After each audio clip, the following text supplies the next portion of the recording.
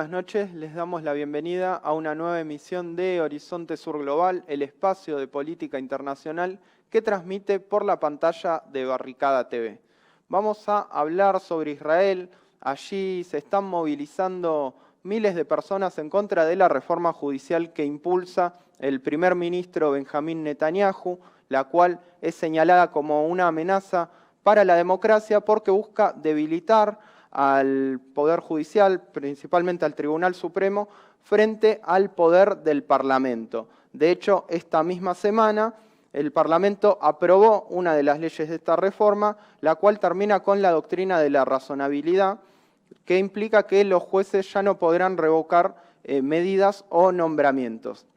Esto se aprueba con los 64 votos del oficialismo en el Parlamento, mientras que el resto de los congresistas se ausentaron en protesta.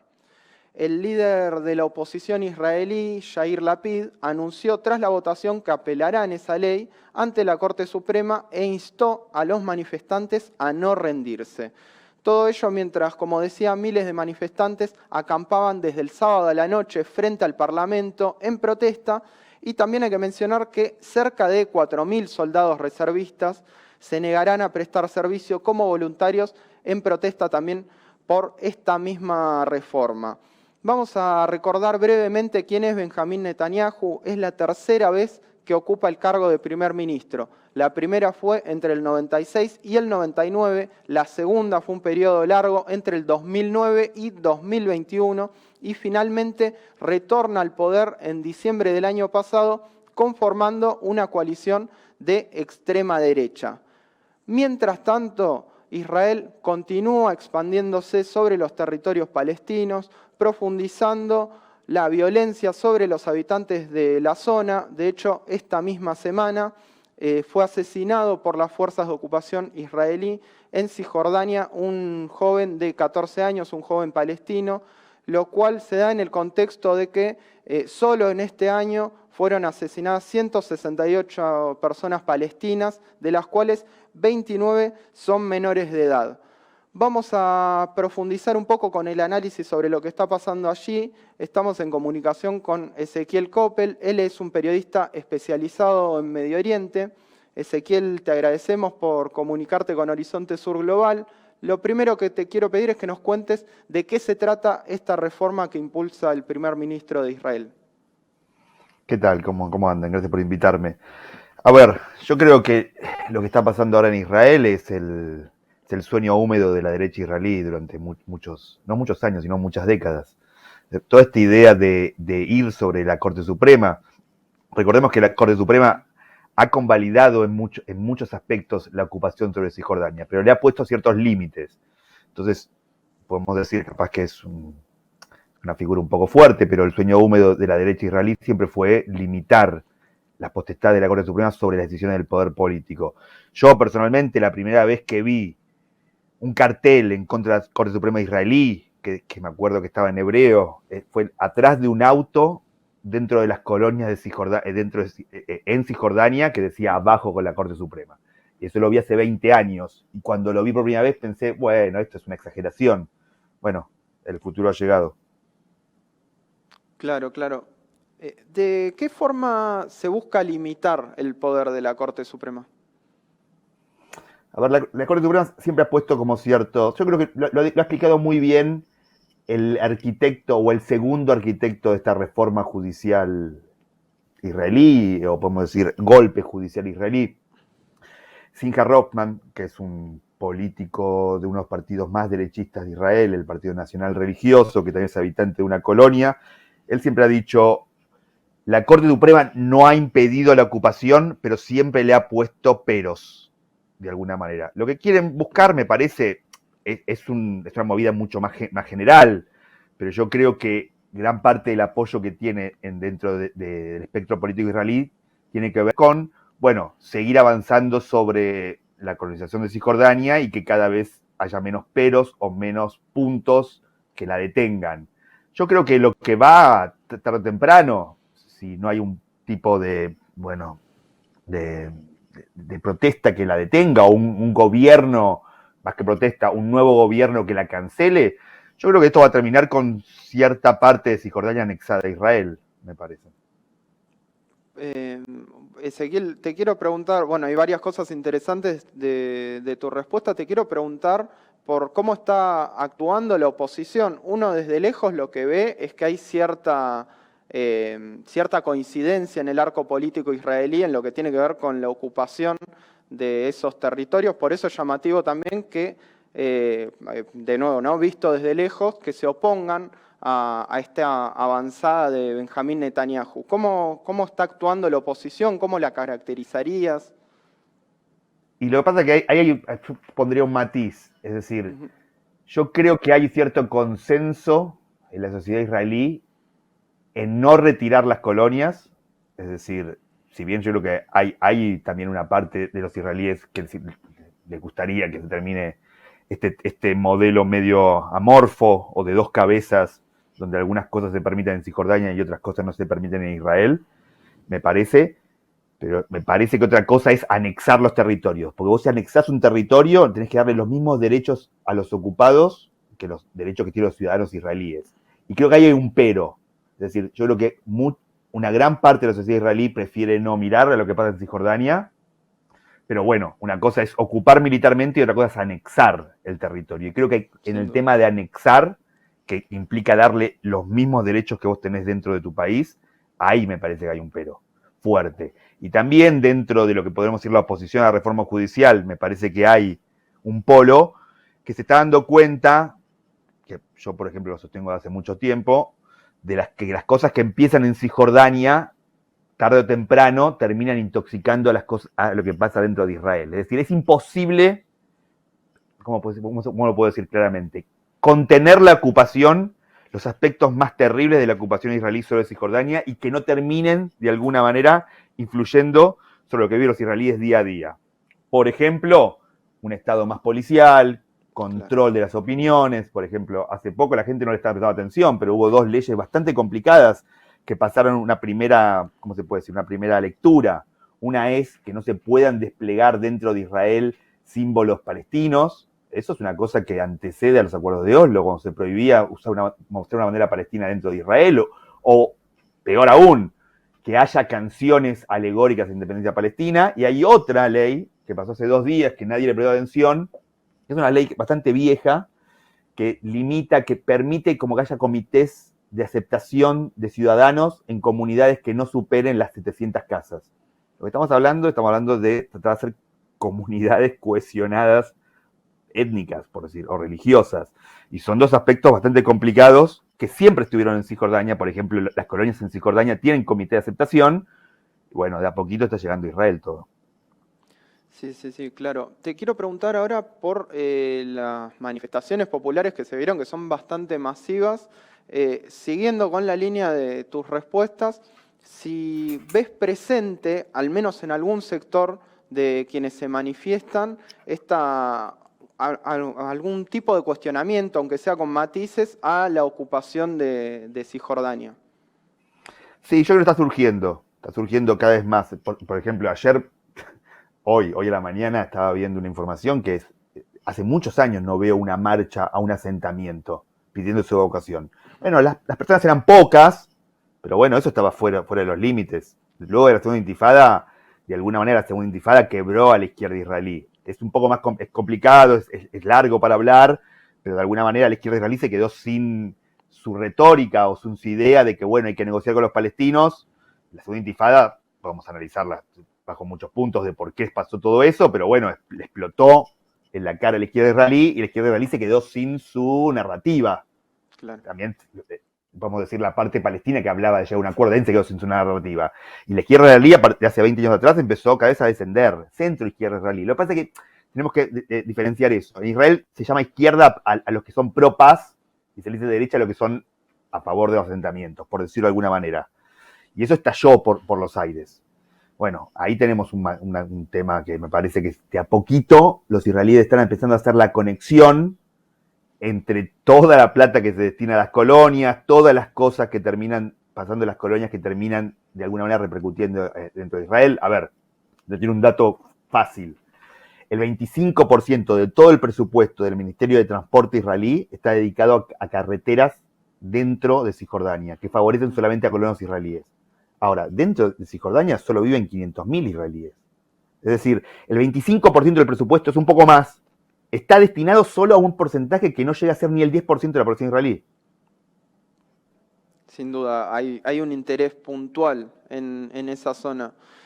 Vos hace un ratito describías, por un lado, la expansión, cómo continúa la expansión de Israel. De hecho, decías que es posible que esto concluya en la anexión de al menos una parte de Cisjordania, pero también describías la persecución lisa y llana adentro de Israel a todo símbolo palestino, a canciones, a banderas. Te quiero preguntar si este retorno de Netanyahu, acompañado además de sectores de extrema derecha, profundizó tanto la expansión como la persecución interna.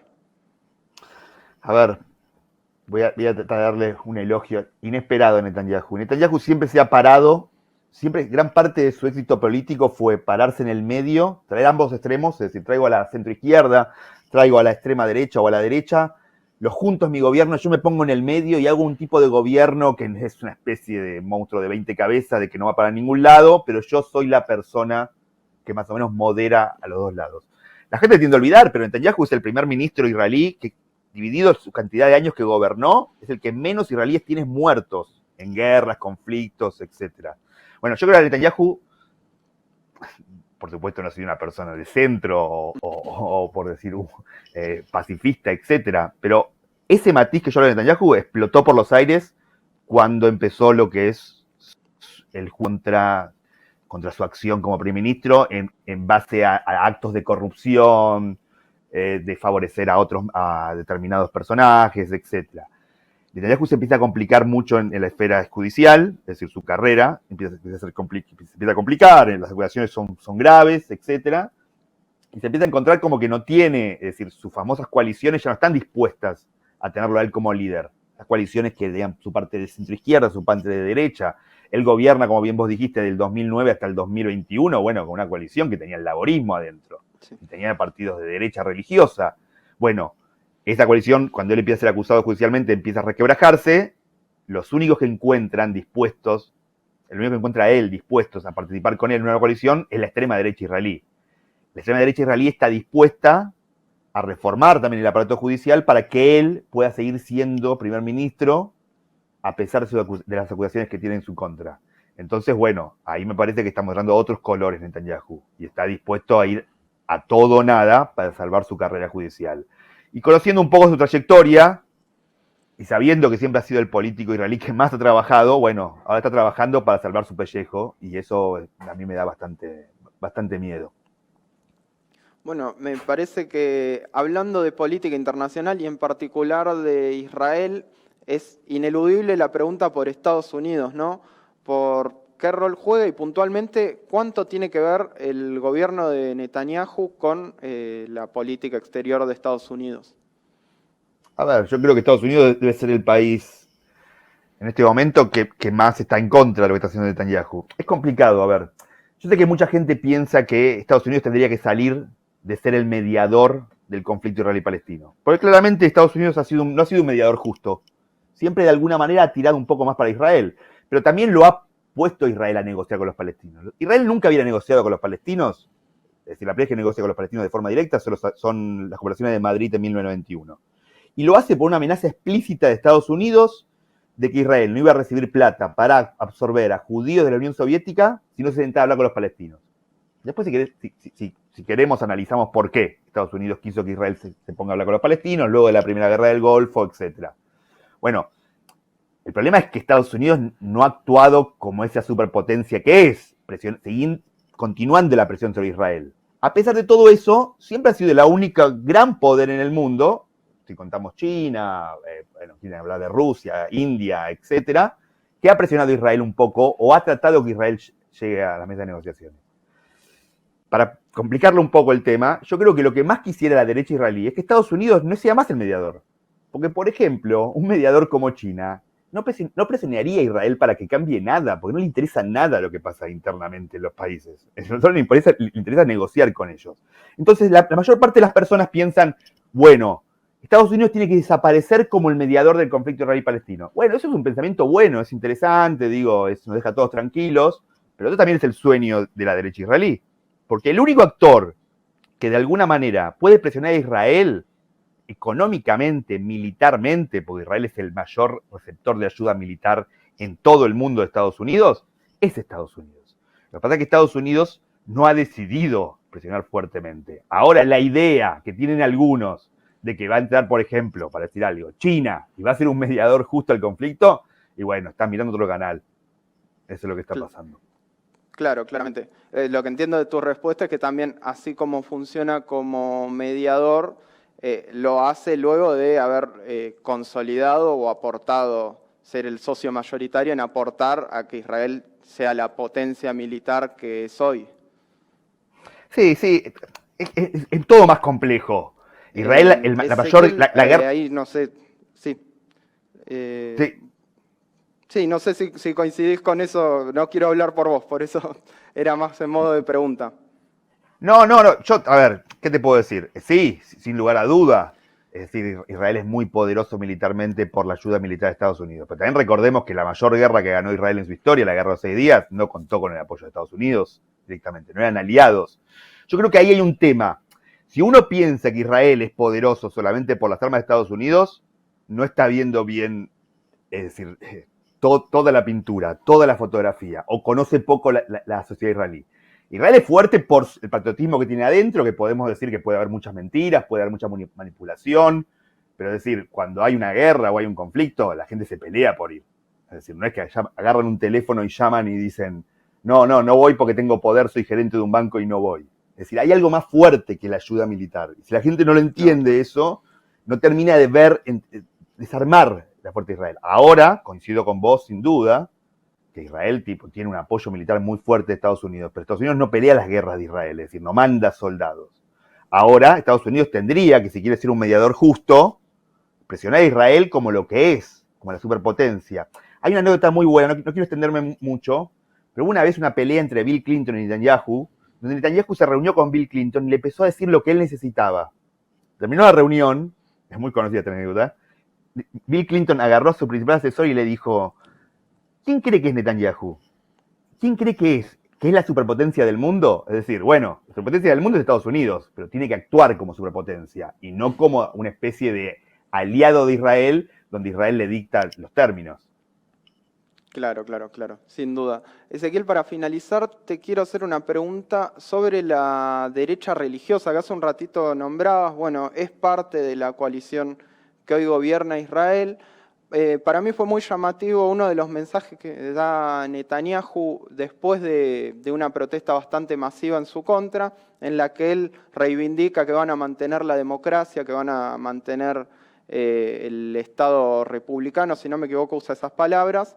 Te quiero preguntar qué lugar tiene la derecha religiosa, digo, visto de acá de Argentina, por ejemplo, es bastante complicado entender el fenómeno de, bueno, ¿no? La mezcla entre política y religión, y me parece interesante también caracterizar cómo ve el Estado o qué es lo que cree la derecha religiosa que tiene que ser el Estado. Está muy interesante esa pregunta. Es también un poco compleja de responder. Yo pensaría, yo dividiría a la sociedad israelí en cuatro sectores: seculares, árabes, nacional religiosos y ultraortodoxos. Ultraortodoxos y nacional religiosos es lo que podemos agrupar como religiosos. Bueno, ese grupo, los ultraortodoxos, los judíos vestidos de negro, que mucha gente los ve caminando en sus barrios, etcétera, la verdad que no están muy interesados en el tema político de colonización o no colonización, etcétera, porque bueno, ellos hacen una especie de alianza con el Estado según sus intereses. Ellos creen realmente que el Estado de Israel tendría que quedarse bajo la mano de Dios, no bajo la decisión de un grupo de judíos socialistas que crearon el Estado de Israel, que empezaron de crear el Estado de Israel, desarrollarlo en Palestina hace 120 años, etcétera. Ellos hablan de otro tipo de judaísmo. Acá el principal grupo que me parece que es el más peligroso lo que quiere decir con este grupo, que ese grupo se mueve a las colonias, pero se mueve más porque necesita lugares, es decir, sitios o pueblos, su natalidad es muy grande y necesitan, bueno, como expandirse en pueblos de mejor calidad, etcétera. Es decir, son colonos, algunos de ellos, no todos, por supuesto, digo, los que se mueven a Cisjordania, son colonos económicos. El peor grupo de esos 4 que te dije es el nacional religioso, el que combina el nacionalismo con la religión. Ese grupo es ideológico, ese grupo comanda la cosa política dentro de las colonias, y ese grupo, podemos decir, es un genio golem, como lo llamamos nosotros los judíos, una especie de genio creado para proteger, que luego se decide ir contra los designios de su creador. Para ese grupo, haber ocupado el antiguo reino de Israel, porque el antiguo reino de Israel no es Tel Aviv o Haifa, el antiguo reino de Israel hace 3.000 años, 2.000 años, era Cisjordania. Entonces, cuando Israel ocupa esa zona, se despierta un genio dormido que combina religiosidad con nacionalismo. Y bueno, todos sabemos el problema del nacionalismo con la religión. Y muchos de esos colonos, digo, no están muy dispuestos a hacer lo que decida el Estado de Israel secular. Para ellos, su ley es religiosa. Entonces, ese grupo, me parece que cada vez crece más, y ese grupo, estamos viendo que es donde principalmente sale el apoyo pro reforma judicial. Porque también acá hay otra gran mayoría que no marcha, pero que existe, que es la mayoría silenciosa que apoya todo eso. Bueno, ese grupo está demostrando ahora lo que es capaz de hacer, pero yo creo que ese grupo va a ser mucho más fuerte y mucho más decidido si Israel alguna vez decide evacuar Cisjordania. Esa es la guerra civil que viene en Israel. Bueno, Ezequiel, ha sido muy interesante, tocaste un montón de temas, bastante complejos además, así que te agradezco mucho por esta comunicación con Horizonte Sur Global. No, muchas gracias a ustedes, fue muy interesante, la verdad. Un saludo muy grande. Vamos Chao, chao. a ir a un breve corte y continuamos con el programa.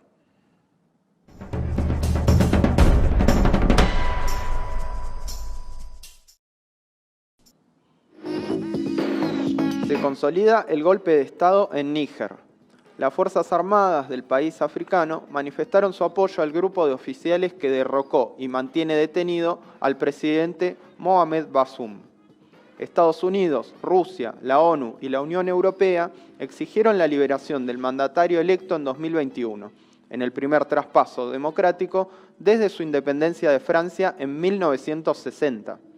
La junta militar acusó a los franceses, que tienen 1.500 soldados desplegados en Níger, de haber violado el cierre de las fronteras al hacer aterrizar un avión militar en el aeropuerto internacional de Niamey.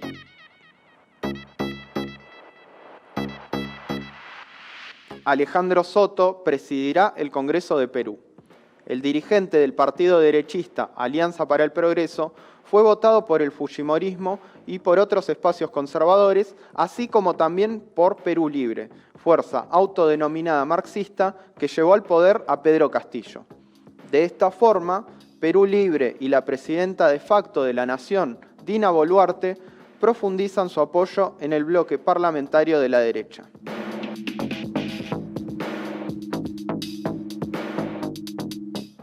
Aprueban juicios masivos en El Salvador. Con 67 votos a favor y 6 en contra, el Congreso sancionó un decreto según el cual se agrupará a los acusados que pertenezcan a un mismo grupo terrorista. Se establece que los detenidos bajo el régimen de excepción que aún rige en el país pueden permanecer presos hasta 24 meses antes de que la Fiscalía los lleve a juicio u ordene su liberación. La medida fue impulsada por el partido Nuevas Ideas del presidente Nayib Bukele. Organizaciones de derechos humanos manifestaron su rechazo ante el riesgo de que personas inocentes sean encarceladas.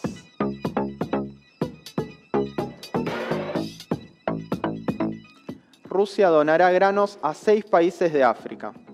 Se enviarán gratuitamente entre 25.000 y 50.000 toneladas a Burkina Faso, Zimbabue, Mali, Somalia, República Centroafricana y Eritrea. Así lo ratificó el presidente Vladimir Putin en la cumbre de San Petersburgo que encabeza su país junto a representantes del continente africano. Según el mandatario, buscan participar de manera activa en una distribución de recursos más justa e impedir una crisis alimentaria global.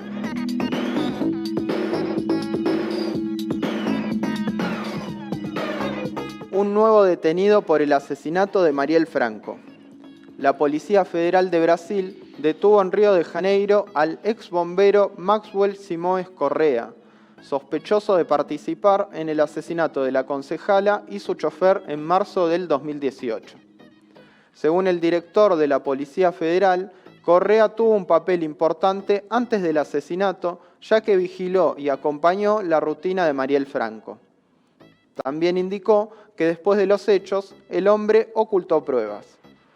Su arresto sucede tras la confesión, como parte del acuerdo de colaboración que firmó con la justicia uno de los autores materiales del asesinato, el ex policía Elcio Queiroz, detenido en el 2019.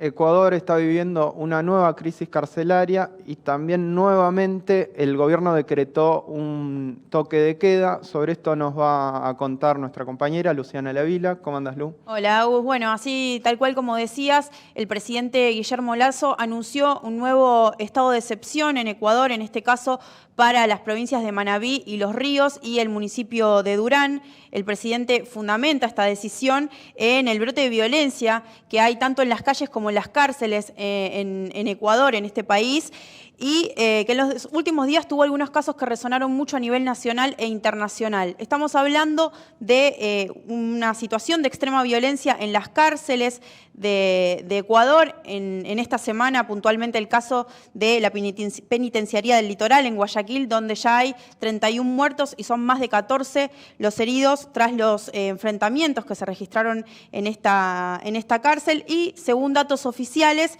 durante el gobierno de Lasso, es decir, desde el 2021 a esta parte, 2 años solamente, fueron 472 las personas asesinadas que están privadas de su libertad.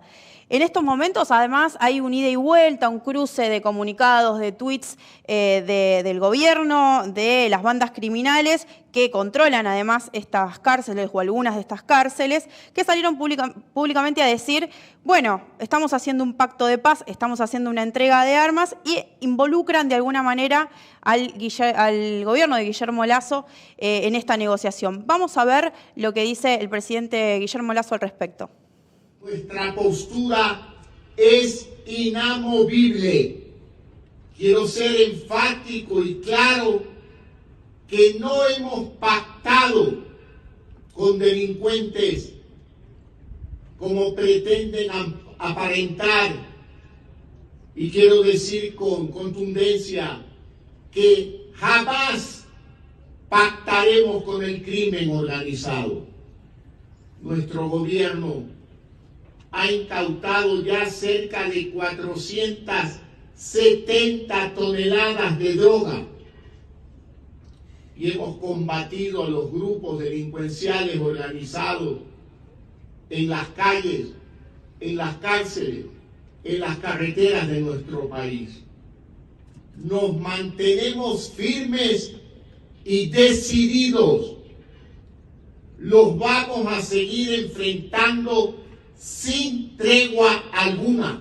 Bueno, ahí veíamos al presidente Guillermo Lasso directamente desligándose, ¿no?, de esta relación con las bandas criminales y respondiendo directamente con una acción que es reforzar de alguna manera de armas y de dotaciones a las Fuerzas Armadas y a la Policía Nacional de Ecuador. A este caso, porque decíamos al principio en las calles y en las cárceles, a estos casos de violencia en cárceles en Ecuador se le suma el asesinato del alcalde de Manta, Agustín Intriago. Él se encontraba recorriendo unas obras en su ciudad y fue asesinado de 6 tiros. Podemos mencionar también al alcalde de Durán en mayo pasado y distintos asesinatos ocurridos en Ecuador a políticos y candidatos en estos últimos meses, ¿no? Recomendamos que visiten el tuit de Orlando Pérez, un periodista muy reconocido de Telesur también, donde él recorre los ataques que sufrieron justamente candidatos y políticos en Ecuador, y dice que desde septiembre de 2022 son 16 los ataques, 7 de ellos resultaron asesinados y ningún caso llegó a la justicia y se pudo resolver. Bueno, realmente una situación escandalosa, ¿no? Sí, sí, sin duda. Además, este recrudecimiento de la violencia se da a 3 semanas de las elecciones. Recordanos en principio por qué se celebran elecciones ahora y cómo está el clima. Bueno, sí, están a 3 semanas, pleno proceso de campaña en Ecuador, elecciones presidenciales y legislativas. Cambia todo el gobierno en Ecuador el próximo 20 de agosto. Recordemos qué es lo que pasó. Lasso invocó la muerte cruzada, que es una herramienta constitucional que tiene este país que le permite disolver el Parlamento y anunciar las elecciones anticipadas en el mismo momento en el que pesaba sobre él una moción de censura por presunta malversación de fondos públicos. Bueno, activó esta herramienta constitucional para evitar ser enjuiciado. Claro. Así que esa es la situación en Ecuador. Obviamente que estaremos siguiendo desde este programa y en el canal en general lo que pase. Lo que hay que decir y remarcar es el 16º toque de queda que se vive en el país, y esto va a regir durante los próximos 60 días en Ecuador. Muy interesante, Lu. Vamos a estar, bueno, por lo pronto en 3 semanas son las elecciones, así que vamos a volver, como Gracias siempre, a Ecuador. Gracias, Lu. Hemos llegado al final de Horizonte Sur Global. Les agradecemos por estar del otro lado y nos vemos la próxima.